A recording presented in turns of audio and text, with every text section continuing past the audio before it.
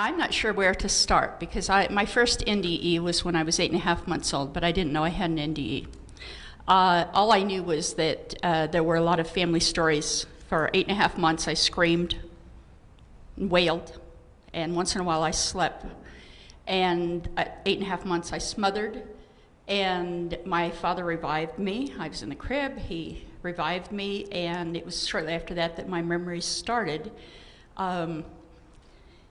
The story that my extended family talked about was the fact that I was this rotten baby, and at 8.5 months smothered, and in 3 weeks was walking, talking, and potty trained.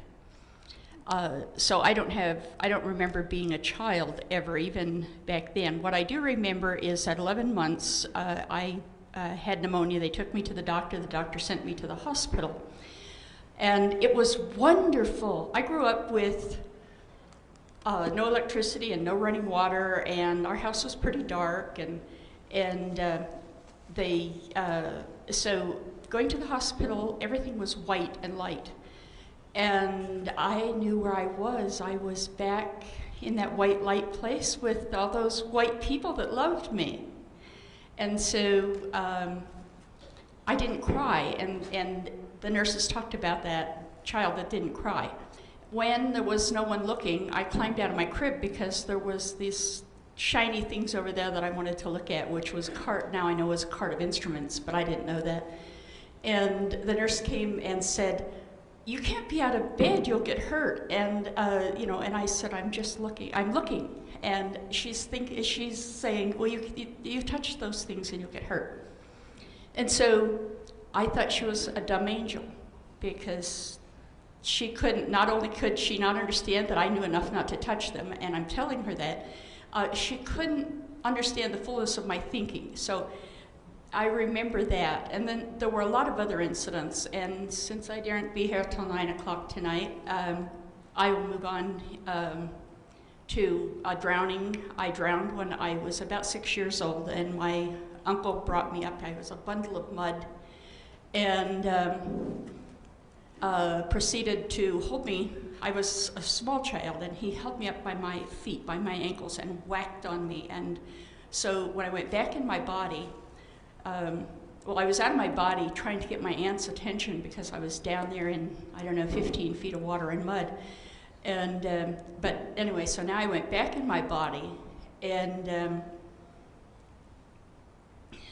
I thought he was beating me because I had been disobedient. I had gone, back east we have creeks that are huge, bigger than our rivers out west. And I had gone where I wasn't supposed to and slipped off the ledge and went down in all that muck and everything. And by the way, one of the things that I did during that period of time is I saw my uncle. I went with him as he dived to look for me, and he skinned his knee badly on that ledge. He dived too soon because the ledge was a couple of feet underwater. And then, so I went back and forth between he and my aunt, because my aunt was hysterical. She's screaming and crying, and my little sisters were crying, and it was awful. So anyway, he came up with the bundle of water and whacked on me, and when I went back came up with the bundle of mud. When I went back in my body, I thought I was being punished for being disobedient. And, but the major, I'm trying to do this in a hurry. My major NDE, I used to do things like go out of my body to explore when I was little. And my mother told me one time that I was going to die if I fell or something when I was doing that, because I used to tell her things that she didn't know about, and then she'd find out they were true. I also got in trouble for telling things before they happened, and then they happened. So I came out of a very, my mother was very fundamentally religious, and so it was, weren't supposed to do anything that was fortune telling or anything like that. And here I was, this little 4 or 5-year-old kid, doing witch things. So I was getting into trouble for that. And I guess I'll move on because I don't have time. I interviewed with someone last night, Greg, and he's going to put some of this on the Seattle website. So you might want to check that out in, I don't know, a couple of weeks. My major NDE was in 1975, and I was carrying my last child. I was in the hospital. I was 6 months pregnant. I had been admitted for blood clots, and they found me in the hospital bed dead. I came out of my body sometime before lunch, and because I was in terrible pain and I was just miserable, and then I came out of my body, and there were a lot of things that happened. I went to visit my children at that time, and then my guides asked me from the other side telepathically if I was ready to leave, because I was really disgusted with a lot of things. And that I saw while I was out of my body, and I was like, yes, I'm out of here. I am out of here. And I went into the light. I didn't go down a tunnel. I was just immediately in the light, and I was in this glorious, incredibly wonderful place of light with all of this scenery. It was like being in a huge meadow, but the mountains that have colors that we don't even recognize, and the grass, and everything was sentient. And the grass, I remember the grass was so loving, and it was making love to my feet. And the flowers, it was like the flowers were so beautiful, and they were translucent, and yet they were solid. And everything welcomed me. It was like they were welcoming me home, and I knew I was home. And I skipped something. When I left here, when I left this dimension, I was immediately in a new body, and I was shocked. I was surprised and shocked, and that's when I knew that I had been there before, because that was not the body that I had when I was there before. And I'm like saying to my guides, which I didn't call guides, they just were my guys, really. I'm saying, you didn't tell me about this. You didn't tell me about this body. Where did this come from? And they left me know that that was the body that particular, I don't know how to express it, that part of me that I went into that was really, now I'm really me altogether whole, was what had grown, evolved from my actions on earth. So it wouldn't be the same. So I don't expect when I go back this next time, I'm going to stay, by the way, I don't expect that the body will be the same. I will have hopefully really evolved it, but I have no idea how great that will be. I met my dad. My dad had passed away in May. This was in October of '75, and my dad was there to greet me, and a lot of relatives, my brother who had passed away, a stillborn, a sister who was born prior to me, but she was stillborn, broke my mother's heart, and I got to meet her, my grandmother, and a lot of other relatives that I had never met on earth, but I knew they belonged to me.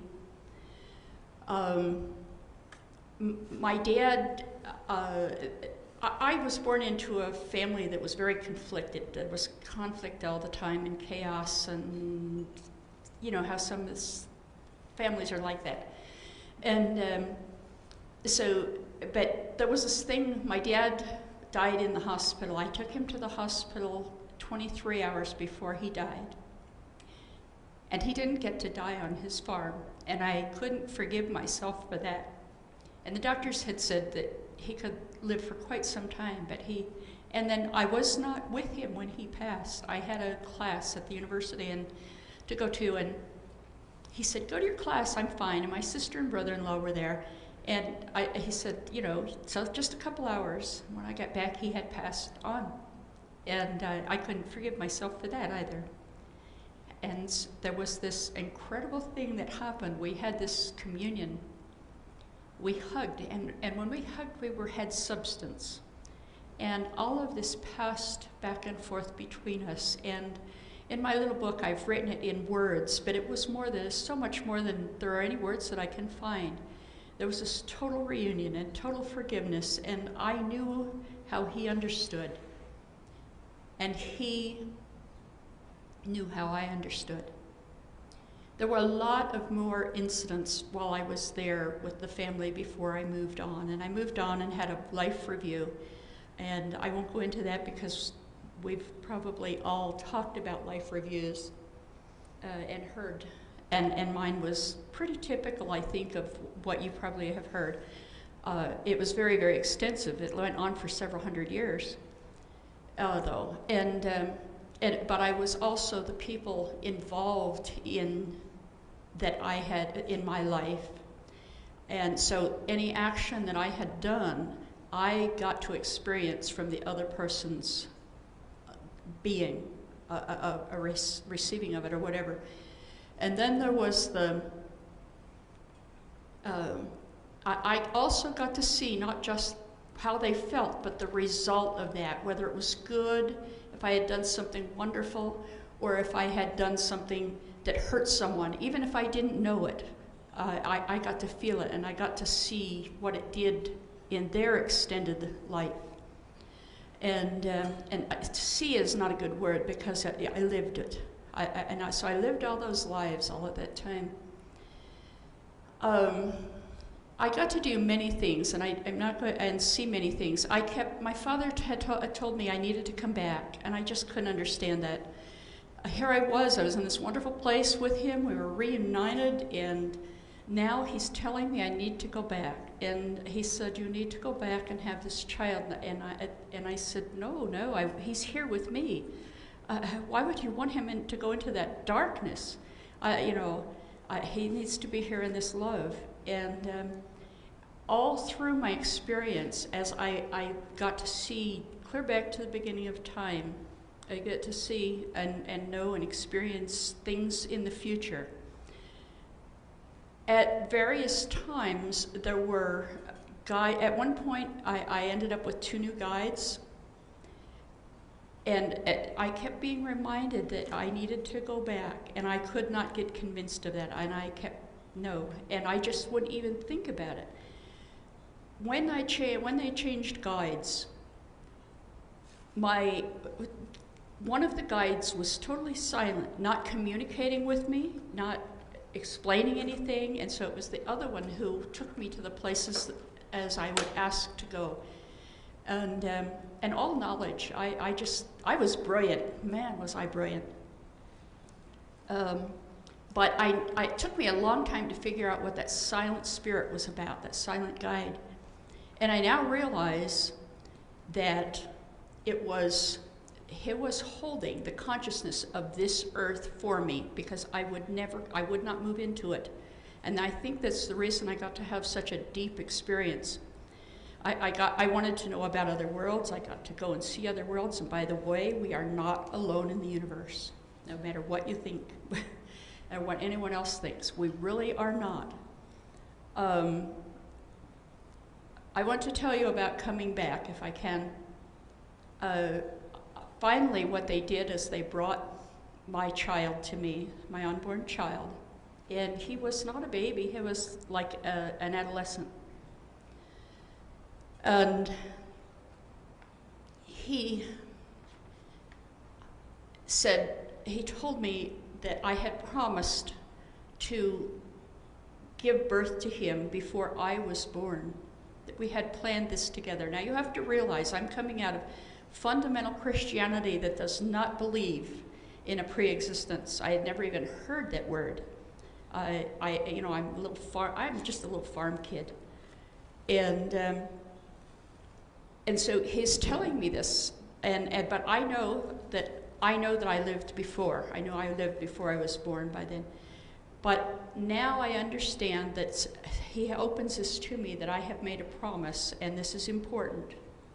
And then I am promised that if I come back and give birth to him, at the time of his birth, I can choose again, and I do not have to stay. But and he just asks that I will come and give birth to him. And I come back, and that's a long story too. I came back. By then, I'm sitting up on the ceiling. I can't go into that terrible, horrible looking body that is just gray and dead. And